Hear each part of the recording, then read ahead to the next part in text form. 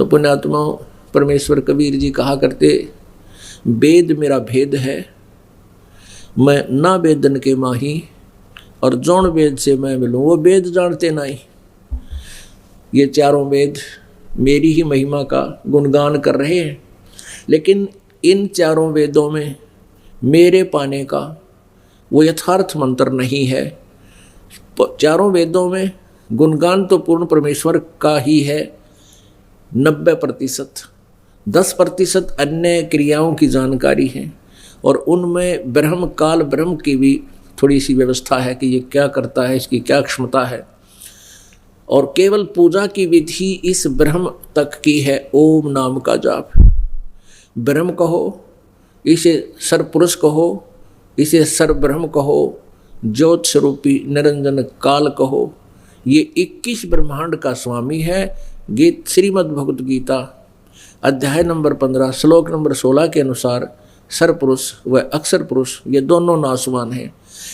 ये सर्वपुरुष इसको ब्रह्म भी कहते हैं, ज्योत स्वरूपी निरंजन भी कहते हैं, इसको काल भी कहते हैं। ये 21 ब्रह्मांड का स्वामी है, प्रभु है, भगवान है, पुरुष है। और जो अक्षर पुरुष है इसको परब्रह्म भी कहते हैं। ये 7 संख ब्रह्मांड का स्वामी है, ये भी नासवान है। वैसे अक्षर पुरुष का अर्थ अविनाशी होता है, लेकिन श्रीमद् भगवत गीता अध्याय नंबर 15 श्लोक 17 ने स्पष्ट कर दिया कि उत्तम पुरुष तो अन्य है, श्रेष्ठ परमात्मा तो सर्वपुरुष और अक्षर पुरुष से कोई और है, और वही तीनों लोकों में प्रवेश करके और वही परमात्मा कहलाता है, वही तीनों लोकों में प्रवेश करके सबका धारण पोषण करता है। वो अव्यय ईश्वर है, वो है अविनाशी, वास्तव में अविनाशी वो है। अब जैसे सर्वपुरुष और अक्षर पुरुष ये दोनों नासवान कैसे? सर्वपुरुष तो चलो नासवान है ही, सर्व माने नासवान, पुरुष माने प्रभु कहते ब्रह्म कहो, और अक्षर ब्रह्म यानी अक्षर पुरुष पर ब्रह्म को भी नासवान कहा, जबकि अक्षर पुरुष का अर्थ होता है विनाशी प्रभु। अब यहाँ डिफाइन करना होता है, जैसे एक चाय पीने का ये सफ़ेद सा चीनी का बना हुआ, मिट्टी का बना हुआ कप होता है, कितना सुंदर है। आम मिट्टी से, आम मिट्टी के बर्तन से इसका बहुत अच्छा कलर भी है, बहुत सुंदर है, फिनिशिंग भी अच्छी है। तो ऐसा है हमारे शरीर तो समझो मिट्टी के हैं, और इन ब्रह्मा विष्णु महेश और ब्रह्म जो काल है, ज्योति निरंजन है, इसका शरीर समझो ये चीनी के कप जैसा मटेरियल से बना हुआ है।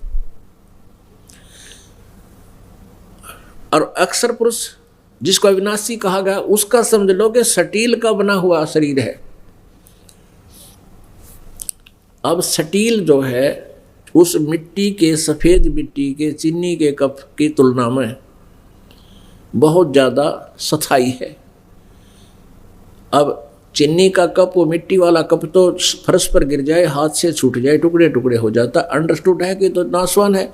लेकिन जो स्टील का कप है हाथ से गिर भी जा लेकिन टूटता नहीं, और काफ़ी वर्षों तक मनमाना 50-20 वर्ष में जाकर उसका जंग लगे, फिर वो नाश को प्राप्त हो।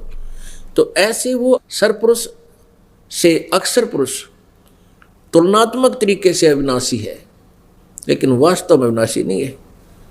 वास्तव में अविनाशी सोना धातु है, स्वर्ण, गोल्ड। तो ऐसे परमात्मा को तो समझो गोल्ड, पूर्ण परमेश्वर को परम उत्तम पुरुष जो अन्य है वो तो है गोल्ड धातु से बना हुआ शरीर है, सभी सह शरीर है। अब इनकी एज फैक्टर बताते हैं, इनकी आयु कितनी है और किस प्रकार इनको अविनाशी सत्यनारायण कहा गया गलती से, लेकिन वास्तव में सत्यनारायण तो एक ही है।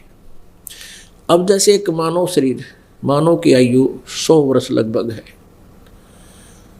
और एक ब्रह्मा जी की आयु, काल के पुत्र हैं रजगुण ब्रह्मा, सतगुण विष्णु, तमगुण शिव जी।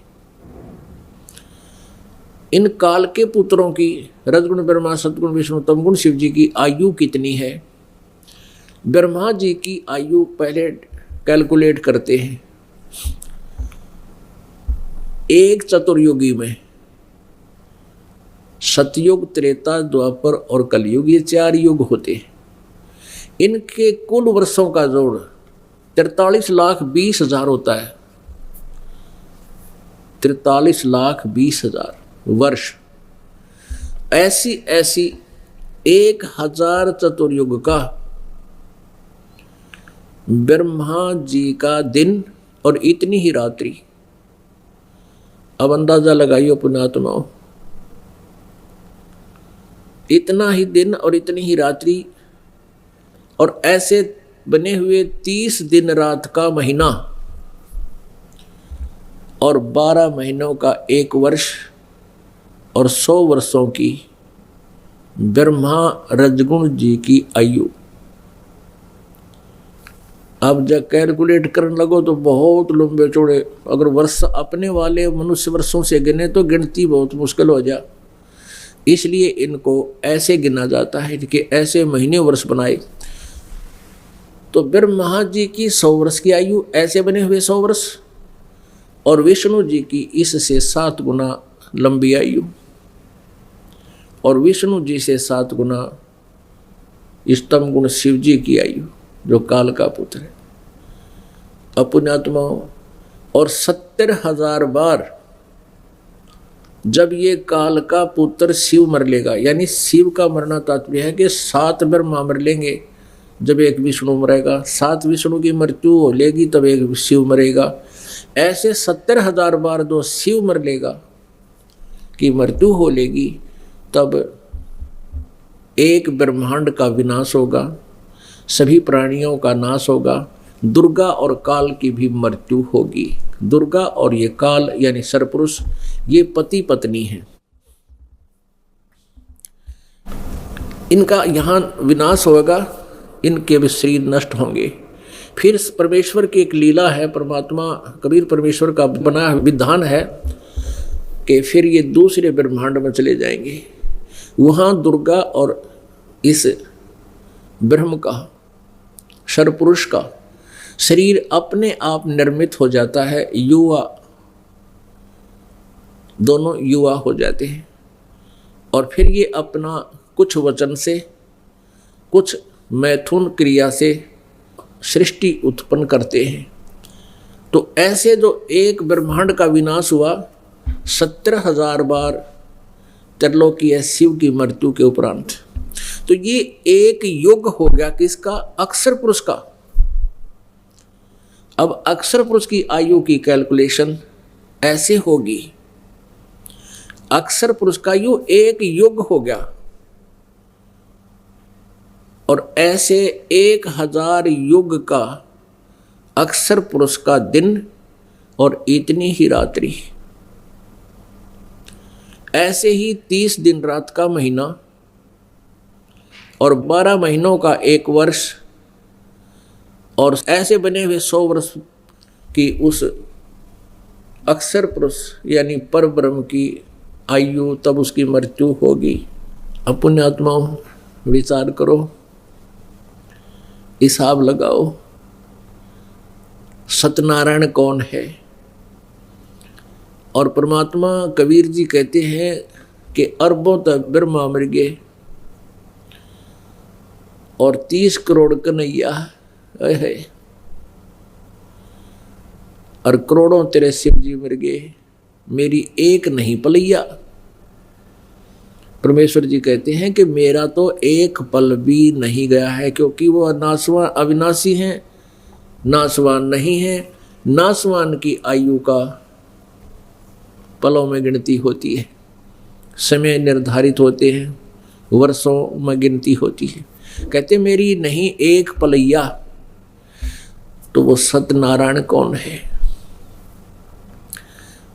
अभी तक हम श्री विष्णु जी को सत्यनारायण मान्या करते, क्योंकि इनकी भी आयु बहुत घनी है, और हमारी आयु की तुलना में तो बहुत ही लंबी चौड़ी, यानी ये हमारे लिए तो अविनाशी ही लगे थे। हमने अपने आत्मा जैसे कुछ ऐसे कीड़े मकोड़े होते हैं, कुछ ऐसे पक्षी हैं, ऐसे पशु हैं जो मनुष्य के जीवन में 100 बार मर लेते हैं और जन्म ले लेते हैं। अब उनको कोई बताओ, जैसे कई ऐसे हैं कि एक दिन में जन्म होता है, एक ही दिन में वो युवा हो जाते हैं, अपनी संतान भी उत्पत्ति कर लेते हैं कुछ जीव, और वो मर भी जाते हैं। अब उनसे कोई कहे कि मनुष्य की आयु 100 वर्ष है, फिर उनका हिसाब लावे कि इनका 365 दिन का 1 वर्ष होता है, और ऐसे 100 वर्ष की आयु है, तो वो ऐसे वो कीड़े मकोड़ों की तुलना में मनुष्य की आयु बहुत लंबी है। वो ये सोचते होंगे कि ये भाई कद मरेंगे तो मरते नहीं होंगे, मनुष्य तो बहुत लंबी आयु है।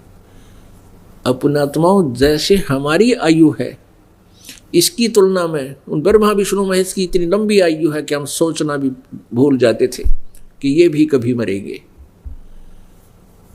और फिर ब्रह्म की सरपुरुष की आयु वो 70,000 बार एक त्रिलोकीय शिव मर ले तब ब्रह्मलोकीय उस काल रूपी शिव सदा शिव की मृत्यु होती है ब्रह्म की। और उसका वो एक युग हो गया परब्रह्म का, अक्षर पुरुष का। ऐसे 1000 बार युग काल मर ले जब तक उसका एक दिन हुआ। इतनी रात्रि, 30 दिन रात का महीना, 12 महीने का 1 वर्ष, 100 वर्ष की आयु उस अक्षर पुरुष की। श्रीमद् भगवत गीता अध्याय नंबर 15 के श्लोक नंबर 16 में जो सर पुरुष और अक्षर पुरुष बताए उनकी आयु। ओहे, और फिर भी मृत्यु।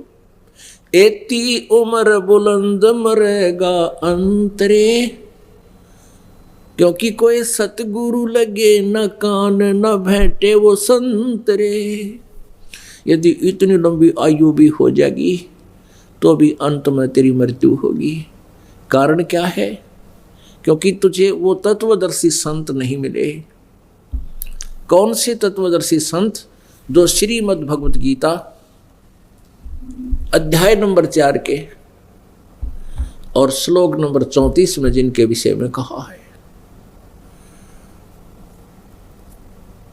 उसमें कहा है कि अर्जुन, उन तत्वदर्शी संतों की खोज कर उनको दंडवत प्रणाम करने से, कपट छोड़ करके प्रसन्न करने से, वो तत्व ज्ञान से परिचित तत्वदर्शी संत उस परमात्म तत्व को बताएंगे, उसका ज्ञान कराएंगे। वो तत्व ज्ञान कौन सा है? श्रीमद् भगवत गीता अध्याय नंबर 4 के मंत्र नंबर 32 में उसमें कहा कि जैसा अर्जुन अभी श्रीमद् भगवत गीता अध्याय नंबर 4 श्लोक 25 से लेकर 31 तक तूने जो वर्णन सुना कि कोई तो केवल वेद अध्ययन स्वाध्याय को ही अपना मोक्ष मार्ग मानते हैं, कोई केवल योग अभ्यास करता है, कोई देवताओं की पूजा को, कोई तप करके, कोई क्रियाएं करके, कोई श्वास प्रश्वास की क्रिया को ही देखते रहते हैं। श्वास बाहर जाता उसको ध्यान रखो, अंदर जाता उसको ध्यान रखो। और कुछ तीक्ष्ण अहिंसा व्रतों को ही कर रहे हैं, जैसे मुंह पर पट्टी बांध के घूमना, नंगे पैरों घूमना। कहते इस तरह की जो साधनाएं जो साधक करते हैं वो अपनी अपनी साधना को पाप नाशक मानते हैं, मोक्षदायक मानते हैं। अगर यदि उनको ये पता लग जावे कि ये मोक्ष मार्ग नहीं है तुरंत त्याग दे। लेकिन जो भी जो साधना कर रहा है उसको सही मान कर लगा हुआ है ना, तो एक दिन भी ना करे इंसान। फिर बताया चौथे अध्याय के 32वें श्लोक में कि उस परमेश्वर के, परमात्मा के पाने की यथार्थ भक्ति विधि, परमेश्वर सच्चिदानंद घन ब्रह्म की वाणी में ब्रह्मणे मुखे। अब यहाँ पुण्यात्माओं थोड़ी सी गड़बड़ कर रखी अनुवादकर्ताओं ने श्रीमद् भगवत गीता अध्याय नंबर 4 के श्लोक नंबर 32 में। यहाँ ब्रह्मणे मुखे का अर्थ उन्होंने गलत अनुवाद ये कर दिया कि ब्रह्मणे मुखे का अर्थ कर दिया वेद की वाणी में। नहीं, ब्रह्मणे माने सच्चिदानंद घन ब्रह्म की वाणी में, उसके मुखे माने उसके मुखारविंद से उच्चरित वाणी में, उनके मुख कमल से बोले गए ज्ञान, उस तत्व ज्ञान में बहुत विस्तार से कहे गए हैं। और उस तत्व ज्ञान को जानने के बाद तू सब कर्मों के बंधन से पूर्ण मोक्ष प्राप्त करेगा, उनसे मुक्त हो जाएगा। और उस ज्ञान को चौथे अध्याय के 34वें श्लोक में कहा कि उस ज्ञान को तू तत्वदर्शी संतों के पास जाकर समझ। तो उनको विनम्र भाव से प्रार्थना करने से, क्योंकि ये अनमोल मार्ग प्राप्त करना होता है, इसमें कोई आकड़ पाड़ के बोल रहा है तो कोई ना बतावे। आप किसी पड़ोसी से कोई वस्तु मांगने जाते हो तो उसके साथ भी बहुत प्यार से बोलते हो, भूमिका बनाते हो, बच्चे ठीक हैं, क्या करते हैं, फिर बाद में प्रार्थना करते हो कि मुझे ऐसे वस्तु की आवश्यकता है, उधारी मांगते हो कुछ समय के लिए, वो तब देता है। तो आप यदि जाति कहो कि अपना टेलीविज़न देना के हमने ऐसे ऐसे करना है, तो आपके बोलने के व्यवहार से वो समझ जाएगा कि वो आदमी ठीक नहीं है, और फिर वो देगा नहीं, कह देगा हमारा तो खराब हो रहा है। और यदि आप विनम्र भाव से भूमिका बनाकर बैठोगे, बतलाओगे और ठीक हो बच्चे ठीक है, फिर कहोगे जी एक कुछ समय के लिए टेलीविज़न चाहिए था, तो वो ना होगा ना, खराब होगा। और पड़ोसी का ला के दे दे मन आपको, अपना तो छोड़, अपना होता ठीक तुरंत दे। तो पुण्यात्मा हमने कल्याण मार्ग पूछना होता है संत से, तो बहुत प्यार से आधीनी से विनम्र भाव से प्रार्थना करें। और तत्वदर्शी संत जो ज्ञान देता है उसमें आपके उस खचड़ा ज्ञान में बहुत अंतर होता है, और आप जी को वो यथार्थ ज्ञान भी कुछ समय के लिए ऊट पटांग लगता है, क्योंकि आपने स्वयं ऊट पटांग ज्ञान ठोक रखा है, अंदर भर रखा है। तो बेसिक आपके मन में शंकाएं उत्पन्न होती रहें, पर वो ज्ञान सुनते ही रहना चाहिए, और कुछ दिनों के बाद आपके ज्ञान का आपको ही पता चल जाएगा वो कैसा था। तो ऐसे कहते हैं उस तत्वदर्शी संतों के पास जाकर के विनम्र भाव से उस परमेश्वर के तत्व ज्ञान को समझ। एक तो इससे ये कंसेप्ट क्लियर हो गया कि गीता ज्ञानदाता उस परमेश्वर के उस सच्चिदानंद घन ब्रह्म की वाणी से परिचित नहीं है, तो वो ज्ञान वेदों और गीता से बाहर का है, जो श्रीमद् भगवत गीता और वेदों में नहीं वर्णित है। यदि वेदों और गीता में वर्णित होता तो ये कहने की आवश्यकता ही नहीं पड़ती कि तत्वदर्शी संत बतावेंगे उन तो सुनो। पवित्र यजुर्वेद अध्याय नंबर 40 के मंत्र नंबर 10 से लेकर 13 में एक स्पष्ट प्रकरण दिया है, कंसेप्ट क्लियर किया है। वेद ज्ञान ब्रह्म बोल रहा है, ब्रह्म दे रहा है, और परम अक्षर ब्रह्म के बारे में बता रहा है कि उस परमेश्वर के बारे में कोई तो कहता है वो संभवात माने जन्म लेने वाला, यानी मनुष्य की माँ के गर्भ से नाम जन्म लेकर आता है, प्रकट होता है, साकार होता है। और कोई कहता असंभवात, यानी उसका जन्म नहीं होता, वो निराकार है। कहते हैं साकार और निराकार का निर्णय परमात्मा कैसा है वो बताएगा तत्वदर्शी संत धीराणाम, वो तत्वदर्शी संत बताएंगे, उनसे जाकर सुनो। और फिर क्या बता है इन तीनों श्लोकों में, 10, 11, 12, 13 इन 4 श्लोकों में, मंत्रों में, यजुर्वेद अध्याय नंबर 40 के 10 से 13 में फिर ये बताया है कि कोई तो एक किसी भाषा विशेष के अक्षर ज्ञान हो जाने से, विद्या प्राप्त हो जाने से उसको विद्वान कहने लग जाते हैं, और जिसको अक्षर ज्ञान नहीं है उसको अविद्वान कह देते हैं। विद्वान और अविद्वान को भी वो तत्वदर्शी संत बताएंगे विद्वान कौन है और अविद्वान कौन होता है, उनसे पूछो। तो इससे सिद्ध है कि पवित्र वेद और पवित्र गीता, श्रीमद् भगवत गीता, ये दोनों एक जैसा ही ज्ञान रखते हैं, क्योंकि श्रीमद् भगवत गीता इन 4 पवित्र वेदों का सारांश है। कोड वर्ड इसमें अत्यधिक है। 4 वेदों को सोर्ट करके पूर्ण परमेश्वर ने इस काल के अंदर एक रिमोट से प्रेरणा दी। महाभारत के युद्ध में श्री कृष्ण में प्रवेश करके इस काल ने ये श्रीमद् भगवत गीता का पवित्र ज्ञान बोलना पड़ा।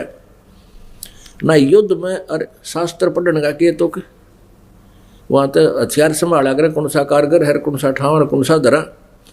तो वहाँ परमेश्वर ने ऐसा समय देखा, कबीर परमेश्वर ने काल से अपने प्रेशर से ये सारा कुछ उगलवा दिया।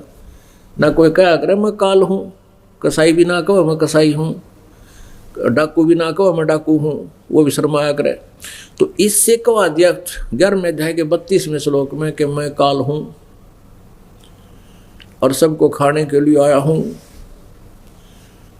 और मेरा ओम नाम है, श्रीमद् भगवत गीता अध्याय नंबर 8 के मंत्र नंबर 13 में ओम इति एकाक्षरम ब्रह्म व्यवहारन मां मनुसमरण यह प्रयाति तजन देहम स याति परमाम गतिम। गीता ज्ञानदाता ये काल बोल रहा श्री कृष्ण में प्रवेश करके कि मुझ ब्रह्म का केवल एक ओम अक्षर है, नथिंग एल्स, और कोई भी मेरा मंत्र पूजा का नहीं है। और ये प्रियाति तजन देहम, जो शरीर छोड़ते समय इसका नाम स्मरण करता हुआ जाता है ओम नाम का, स याति परमाम गतिम, वह ओम नाम से मिलने वाली जो लाभ है, गति है, वो मेरी परम गति उसको प्राप्त होता है।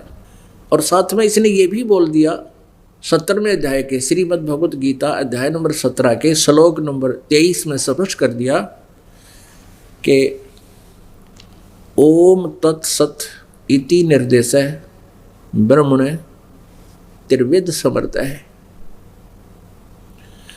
ब्रह्मणे माने सच्चिदानंद घन ब्रह्म का, यानी उस परम अक्षर ब्रह्म का, उसको पाने का ओम और तत् और सत, ये 3 प्रकार का मंत्र है। इसी के जाप करने का निर्देश है, सिमरने का निर्देश है। ये 3 विधि से सिमरन होता है, इसका 3 विधि से। अपने आत्मा थोड़ा सा आपको दिखाते हैं सदग्रंथ, तब हम समझ सकेंगे, परमात्मा को पहचान पाएंगे। आज परमेश्वर ने पूरे विश्व में मानव समाज को शिक्षित करवाया है। पुणात्मा लाखों वर्ष बीत गए, मनुष्य को केवल अपने रोजी रोटी तक ही सीमित रखा इस काल ने। कोई भक्ति करना चाहता है तो ब्रह्मा विष्णु महेश की या मंदिर मस्जिद गुरुद्वारों में जाओ और अपना मत्था टेको, कर्म बिगाड़ो और मृत्यु को प्राप्त हो जाओ, जन्म खराब करके जाते रहो। और पहले शिक्षा नहीं थी। आप इतिहास उठा कर देख लो पीछे, अगर कभी किसी युग में शिक्षा रही है तो केवल एक वर्ग, एक ही वर्ण, ब्राह्मण वर्ण ही इन शिक्षा का अधिकारी रहा है। और वो फिर अपना जो सदग्रंथों को उन्होंने समझा उसके आधार से आगे प्रचार करते थे। अन्य जनता अपनी रोजी रोटी में लगी रहती थी। ऋषि महर्षि उनको जा जाकर सत्संग सुनाया करते थे, वचन सुनाया करते थे, परमात्मा की महिमा बताया करते थे। उनसे सुनकर जैसा भी उनसे ज्ञान हुआ, आम व्यक्ति केवल भक्ति अवश्य करता था, लेकिन अक्षर ज्ञान नहीं था। जिस कारण से आज तक ये अनमोल खजाना हमारे सदग्रंथों में रखा हुआ हमें हाथ नहीं लगा।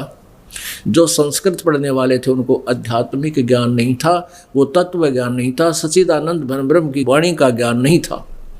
उस सच्चिदानंद घन ब्रह्म की वाणी का ज्ञान नहीं था जो जिसके विषय में श्रीमद् भगवत गीता अध्याय नंबर 4 के श्लोक नंबर 32 में कहा है कि बहुत विस्तार से और बहुत अच्छे प्रकार से बहुत से यज्ञ यानी धार्मिक अनुष्ठानों की विधि उस सच्चिदानंद घन ब्रह्म की वाणी में वर्णित है।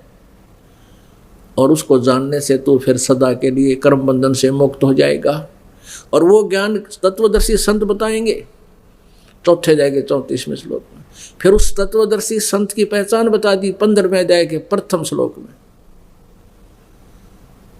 कि जो उल्टे लटके हुए संसार रूपी वृक्ष के सब विभाग बता देगा। तना कौन भगवान है, डार कौन भगवान है, शाखा कौन है, जड़ कौन है, सवेदवित वो तत्वदर्शी संत है। वह वेद के तात्पर्य को जानने वाला है। परमेश्वर कबीर देव जी ने 600 वर्ष पहले ये अपनी रचना का आप ही ज्ञान दिया था। अक्षर पुरुष एक पेड़ है और सर पुरुष उसकी डार और तीनों देवा शाखा हैं, ये पात रूप संसार। और परम अक्षर ब्रह्म वो जड़ है, वो मूल है। जो वृक्ष बाहर दिखाई देता है उससे जो ना दिखाई देता उसका पार्ट प्रोक्ष है। जो गुप्त है वो मूल है, जमीन के अंदर है। तो परमेश्वर ने अपने महिमा आप पर बताई। अक्षर पुरुष एक पेड़ है जो जमीन से बाहर जो तना दिखाई देता है वो तना तो समझो अक्षर पुरुष है।